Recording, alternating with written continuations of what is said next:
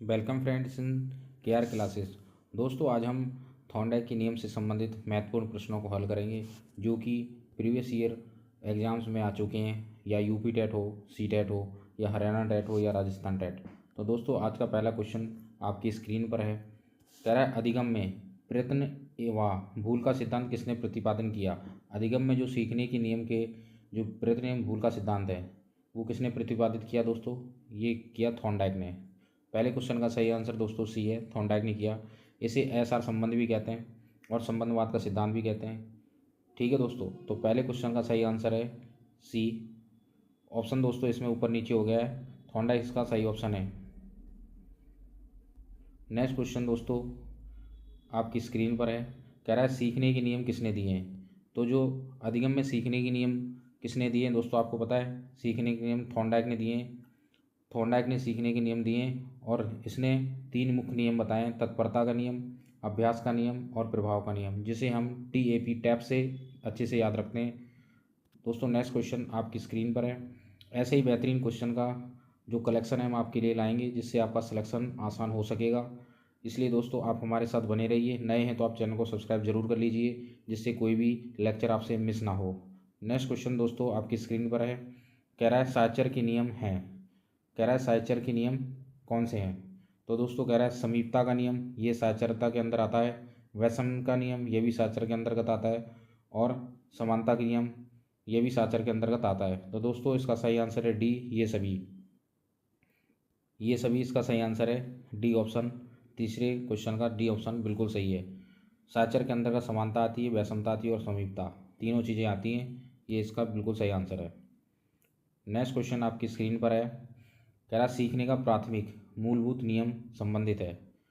तो सीखने के मूलभूत 3 नियम थॉर्नडाइक ने दिए हैं, हम सभी जानते हैं। तो आप बताइए कि सीखने के जो मूलभूत नियम, मैं आपको बताता हूँ। हम इसको TAP से याद रखते हैं। जो सीखने के 3 नियम थॉर्नडाइक ने दिए थे: तत्परता का नियम, अभ्यास का नियम और प्रभाव का नियम। तो कह रहा है कि प्राथमिक मूलभूत नियम कौन सा है। तो डी आंसर बिल्कुल सही होगा, तत्परता। आप बिल्कुल आसानी से इसको आइडेंटिफाई कर पाएंगे कि तत्परता जो है सीखने का प्राथमिक मूलभूत नियम है, जो कि थॉर्नडाइक के द्वारा दिया गया था। नेक्स्ट क्वेश्चन दोस्तों आपके स्क्रीन पर है। बताइए इसका आंसर क्या होना चाहिए। कह रहा है जब बच्चे एक अवधारणा को सीखते हैं और उसका प्रयोग करते हैं तो अभ्यास के द्वारा की जाने वाली त्रुटियों को कम करने में मदद मिलती है। यह विचार के द्वारा दिया गया। तो दोस्तों प्रयास एवं त्रुटि के सिद्धांत से ये रिलेटेड है, क्योंकि उसने क्या कहा है, अभ्यास के द्वारा त्रुटियों को कम किया जा रहा है। यही थॉर्नडाइक ने हमें बताया था। तो दोस्तों जहाँ थॉर्नडाइक होगा वो इसका सही आंसर है, डी बिल्कुल इसका सही आंसर है, EL थॉर्नडाइक। नेक्स्ट क्वेश्चन दोस्तों आपकी स्क्रीन पर है। इसी तरह के बेहतरीन क्वेश्चंस हम आपके लिए लेके आएंगे जो आपकी सिलेक्शन को बहुत पुख्ता करेंगे। तो दोस्तों नेक्स्ट क्वेश्चन आपकी स्क्रीन पर है, आपको ये बताना है। कह रहा है जब एक बच्चा अतीत की परिस्थिति में की गई अनुक्रिया के आधार पर नई स्थिति के प्रति अनुक्रिया करता है तो ये किससे संबंधित है। दोस्तों मान लो कोई बच्चा है, उसके सामने कोई नई परिस्थिति आती है तो उसी से मिलती जुलती वो पुरानी परिस्थिति को याद करता है और नई परिस्थिति में जो समस्या आ रही है उसको सॉल्व करने की कोशिश करता है। तो उसी के समान है दोस्तों। तो दोस्तों इसका सही आंसर डी है, सीखने का सदस्यता नियम, क्योंकि उसी के समान प्रॉब्लम आ रही है और उसको सॉल्व करने की कोशिश कर रहा है। तो डी बिल्कुल सही आंसर है, सीखने का सदृश नियम। उम्मीद करता हूँ दोस्तों आपको अच्छे से ये क्वेश्चन समझ में आया होगा। ऐसे ही छोटे छोटे सेशन हम आपके लिए लेके आएंगे। सिर्फ 10 मिनट के हमारे सेशन होंगे जो आपको बहुत अच्छे से एग्ज़ाम की प्रिपरेशन कराएंगे। इन 10 मिनट में आपको बहुत अच्छा जो स्कोरिंग मार्क्स करने का एग्ज़ाम में हेल्प मिलेगी।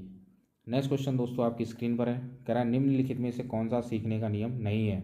मैंने आपको थॉर्नडाइक के जो सीखने के प्रमुख 3 नियम हैं उनके बारे में बताया, जिसको हम TAP टैप से याद रखते हैं: तत्परता का नियम, अभ्यास का नियम और प्रभाव का नियम। इनमें से जो नहीं होगा, जो मैच नहीं करेगा, वही इसका आंसर है, क्योंकि वो कह रहा है निम्नलिखित में कौन सा सीखने का नियम नहीं है। तो दोस्तों सीखने का नियम तत्परता का नियम है, प्रभाव का नियम भी है, अभ्यास का नियम, तनाव का नियम नहीं है।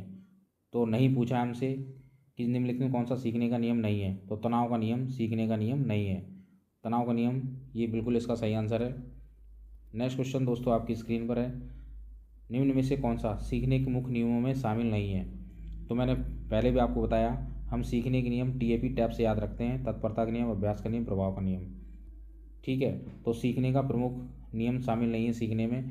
तो दोस्तों इसका सही आंसर है बहु अनुक्रिया का नियम। जो बहु अनुक्रिया का नियम है वो सीखने के मुख्य नियम में शामिल नहीं है, ये इसका गौण नियम है।